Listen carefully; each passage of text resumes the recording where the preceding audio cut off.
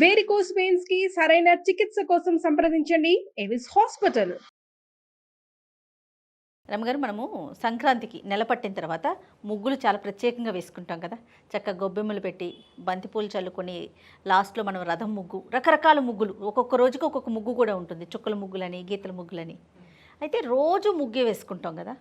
రోజువారి ముగ్గులో పసుపు, కుంకుమ, పూలు ఇట్లా నానా రకాలు, అన్ని రకాలు వేసేయాలా, వేయకపోతే ఏదన్నా అవుతుందా? ఇలాంటి క్వశ్చన్స్ అయితే ఎన్ని ఉన్నాయోనండి. అంటే రోజు వేస్తే లక్ష్మీదేవి నడిచొస్తుందని ఏదో నమ్మకం ఉంటుంది జయ. పాపం నడిచి వచ్చేసి ఇంట్లోనే ఉండిపోతుంది, మన దగ్గరే ఉండిపోతారు ఆవిడ. అది వాళ్ళ ఉద్దేశాలు ఎక్కడో చూస్తారు, అది నచ్చుతుంది, చేద్దామనిపిస్తుంది. మనకు నచ్చింది మనం చేసుకోవాలి కదా, అంతే. మన ఇంట్లో వీళ్ళని చూసి ఇంకొకళ్ళకి నచ్చుతుంది, వాళ్ళు కూడా చేస్తారు. సాధారణంగా మనం చేసేది ఎప్పుడు అది సంక్రాంతి పండుగ నెలపట్టు పడతామా, ధనుసు సంక్రమణం, సంక్రమణం నుంచి ధనుసు మకర సంక్రమణం దాకా రోజు గీతల ముగ్గులు వేస్తాం, గొబ్బిళ్ళు పెడతాం.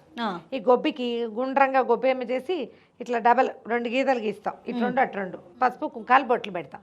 పైన ఒక బంతి పువ్వో, గుమ్మడి పువ్వో, గ్యాదింగ్ పువ్వో ఏదో ఒక పువ్వు పెట్టి గొబ్బెమ్మని పెడతాం. ఈ గొబ్బెమ్మని పెట్టి బంతి పువ్వులని చల్లుతాం. పువ్వులు, అవును, బంతి పువ్వు, చేమంతి పువ్వు కూడా లేదు అందులో, బంతి పువ్వులే.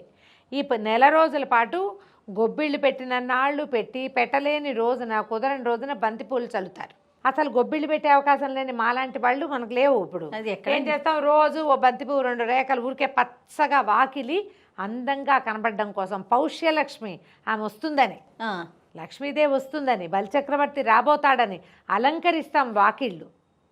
ఈ వాకిళ్ళ అలంకారంలో గొబ్బెమ్మ గోపికకి గోపికా స్వరూపం.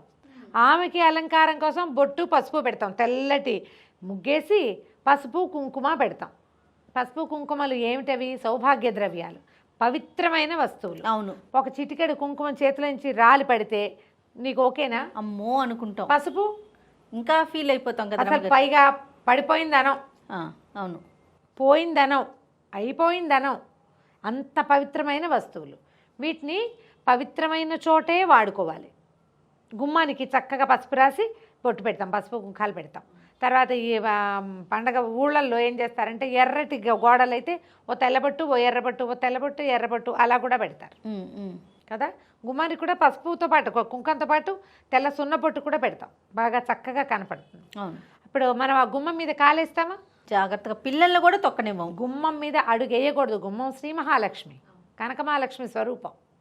అందుకని ఆమెకు అలంకారం ఏం చేస్తాము, గడప శ్రీ మహాలక్ష్మికి గడప గౌరి, గడప గౌరికి పసుపు రాసి బొట్టు పెట్టి లక్షణంగా తయారు చేసి చూడగానే ముద్దొచ్చేలాగా ఎంత కళకళలాడుతోందో అనిపిస్తాం. కాలు తగలనివ్వం. చింటి బిడ్డ, పసిబిడ్డ ఏనర్థం పిల్లడు నుంచున్నా సరే గుమ్మం దిగు, గుమ్మం దిగు, గుమ్మం దిగు అంటాం. గుమ్మం మీద ఉంచకూడదు. అవును.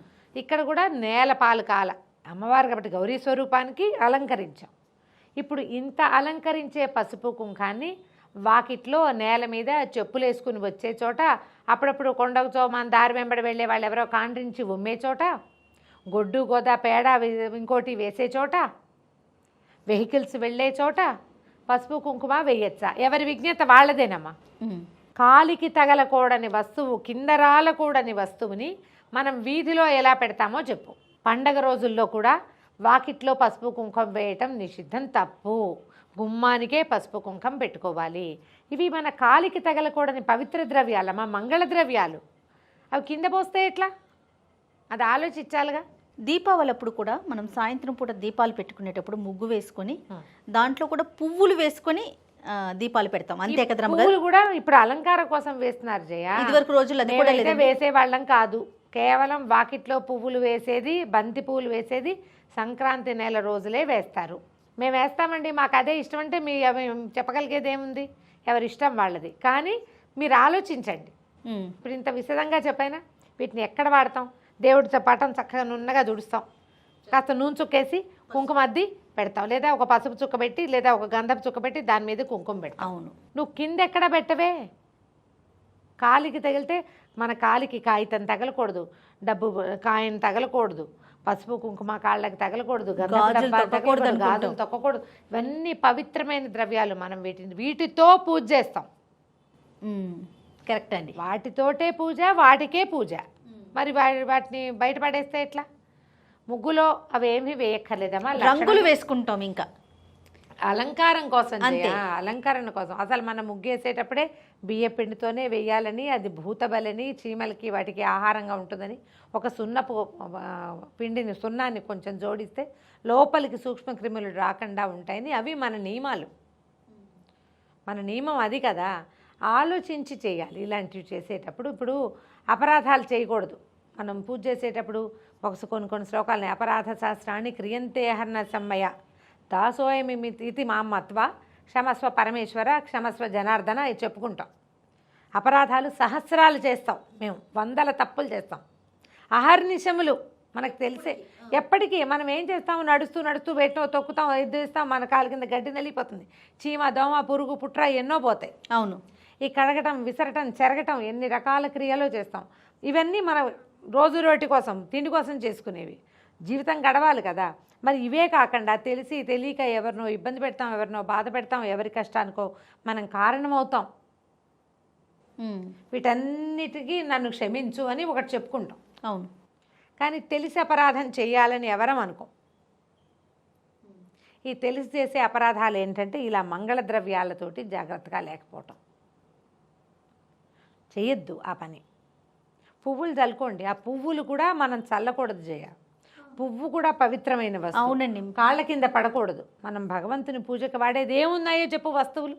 దేవుడి పూజకు వాడేది ఏమిటి? కుంకుమ, పసుపు కుంకుమ, అక్షతలు, గంధము, హారతి కర్పూరము, తర్వాత పువ్వులు.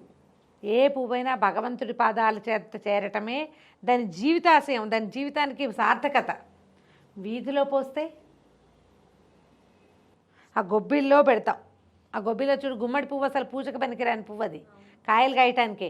ఆ గుమ్మడి పువ్వు దాని జీవిత సార్థకత ఏంటంటే ఆ గొబ్బిల్లో చేరటం, ఒక గొబ్బెమ్మ నెత్తి మీద ఉండటమే దాని జీవితానికి సార్థకత. నేల మీద పడేసి తొక్కేస్తే వాకిలంతా అలంకారం చేయటం నేనైతే లైక్ చేయ, నాకు నచ్చదు. పూలు తొక్కకూడదు అనిపిస్తుంది. తొక్కండా ఎలా ఉంటారు, ఎంతసేపు ఉంటారు, ఎన్ని చోట్లని తప్పుకుంటాం. వాకిలంతా అలంకారపడి పువ్వులు డిజైన్ వేసి పువ్వులతోటి వాటిని అలంకరించి ఎవరి సరదా వాళ్ళదమ్మా. అంటే మన వాకిలి మన బాల్కనీ అనుకో, మనం కాపాడుకుంటాం. అది మంది వాకిలి అయితే, రోడ్డు అయితే ఇబ్బంది. మరి కొంచెం ఆలోచించి ఇలాంటి పనులు చేస్తే మంచిది. ఇవి ఇప్పుడు అపరాధాల్లో మనం చెప్పుకునే వేల అపరాధాల్లో ఇవి కూడా ఒకటి. బంతిపువ్వు పెద్దగా పూజించం కాబట్టి బంతి పువ్వులు చల్లుతారు, దాంతో పూజ లేదు మనకి. అవును.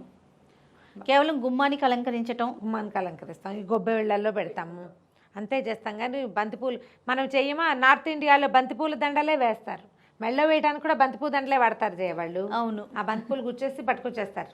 అది వాళ్ళ సంస్కృతి, మనది ఇది, మన పద్ధతి మనది. అంతే, మన పద్ధతి మనది కదా. ఇప్పుడు మన పద్ధతుల్లో మనం కొత్తవి ఇప్పుడు అవేదో మంచిది, ఇది చేస్తే మంచిది, ఇలాంటివి వింటూ ఉంటాం కదా, చేసుకుంటూ ఉంటాం కొత్తవి. వాటిల్లో కొంచెం మన విజ్ఞత జోడించి కాస్త ఆలోచించుకొని తెల్లగా వాకిట్లో ముగ్గుంది కలకల్లాడుతూ ఉంటుంది. ఇంకా అందులో పసుపు కుంకుమ పువ్వులో వేయవలసిన అవసరం ఏముంది? మన కంటికి అందమే తప్ప వేయకూడని వస్తువులే కదా, మనం పవిత్ర వస్తువులు కదా. ఆలోచించి చేయండి అమ్మా. ఎవరి విజ్ఞత వాళ్ళదే. మీకు అలాగే ఇష్టం అంటే మనం చేయగలిగేది ఏమీ లేదు. అంతే. ఇంకా నమస్తే రమ్య. నమస్తే.